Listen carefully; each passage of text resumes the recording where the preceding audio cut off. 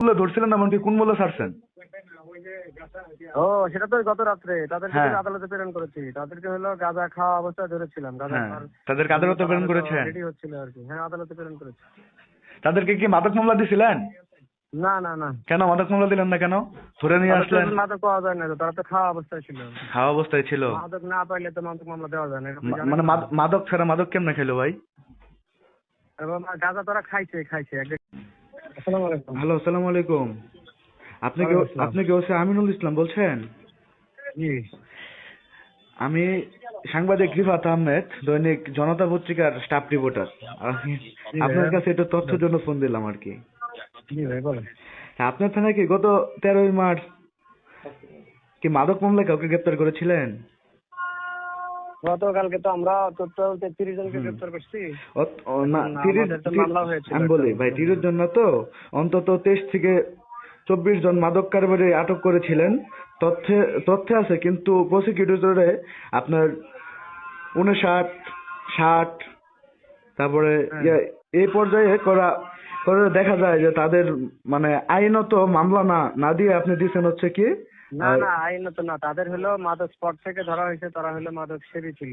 হ্যাঁ হ্যাঁ, এটা হলো আপনার হলো অপরাধ দমনের জন্য এই কাজ করা হয়। এটা আমাদের উপ পুলিশ কমিশনার স্যার ছিল, সিনিয়র অফিসাররা ছিল। তাদের কাছে মাদক পাওয়া গেছে 3 জন, তাদের বিরুদ্ধে নিয়মিত মামলা রুজু হয়েছে। বাদ বাকি সবার বিরুদ্ধে জিএমপি আইনে ব্যবস্থা নিয়ে আদালতে প্রেরণ করা হয়েছে। আচ্ছা, গত 11-12 মার্চ দুই দিন মিলে আপনারা টোটাল কতজনকে গ্রেপ্তার করেছিলেন? বুঝে নাই। গত 11-12 মার্চ মিলে মানে 2 দিনে কতজনকে গ্রেপ্তার করেছিলেন? 11 না, এটা একটু দেখতে হবে, কারণ এটা না দেখে তো আমি 36 জনকে গ্রেপ্তার করেছিলেন। না না না 33 33 হ্যাঁ 33 জনকে গ্রেপ্তার করেছিলেন। আজকে আমাদের আসামে গ্রেপ্তার আছে, আমাদের আজকে আসামে গ্রেপ্তার।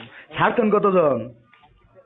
না, আমাদের শুধুমাত্র ছাত্র 8 জনকে মুচলেকা দেওয়া হয়েছে। 8 জনকে মুচলেকা দিয়েছেন? বিভিন্ন বিশ্ববিদ্যালয়ের ছাত্র। হ্যাঁ,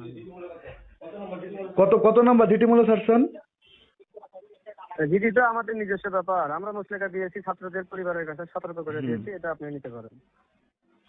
আর যদি কোনো তথ্য জানার দরকার হয় আপনি আমার এখানে অফিসে।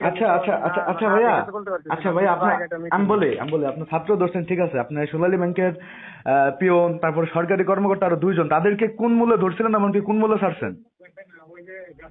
ও সেটা তো গত রাত্রে তাদেরকে আদালতে প্রেরণ করেছি। তাদেরকে হলো গাঁজা খাওয়া অবস্থায় ধরেছিলাম। গাঁজা খাওয়ার তাদেরকে আদালতে প্রেরণ করেছেন? রেডি হচ্ছিল আর কি। হ্যাঁ, আদালতে প্রেরণ করেছি। তাদেরকে কি মাদক মামলা দিছিলেন?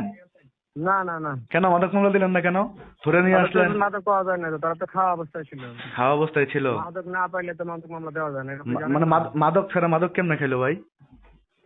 এবং গাঁজা তারা খাইছে এক জায়গায় বসে মাদক সেবন করতেছিল। হ্যাঁ, এক পুরিয়া মাদক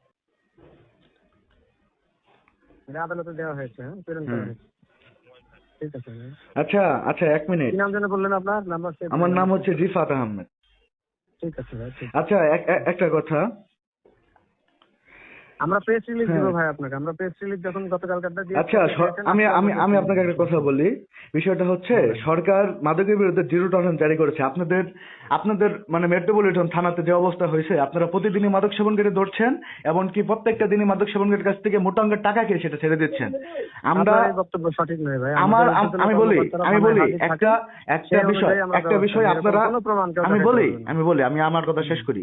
প্রত্যেকটা দিনই আপনারা মাদক নির্মূল অভিযান চালাচ্ছেন, সেখান থেকে মানে আমি বলি আপনি প্রত্যেকটা দিনই 50 থেকে 60 জন করে লোক ধরতেছেন।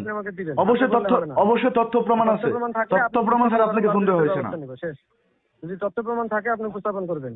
তোমাদের সব সাংবাদিকরা আমাদের বলতেছে, আমি বলি